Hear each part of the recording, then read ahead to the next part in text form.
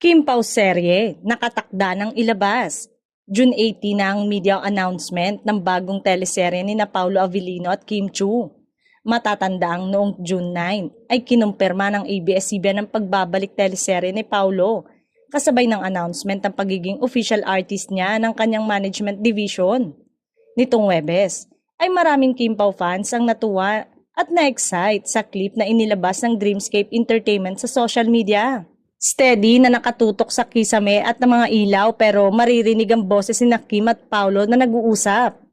Kilig nga ang mga Kim Pao fans sa casual na pag-uusap ni Kim at Paulo kung saan tinanong ng aktor ang una kung kailan ito gustong ilabas.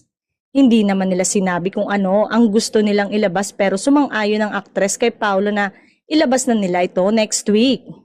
Nagbigay naman si Paulo ng posibleng araw at napili nga nilang dalawang Miyerkules na tumapat nga sa June 18. May ilang fans ang natagalan dahil need pa nilang maghintay ng 1 week.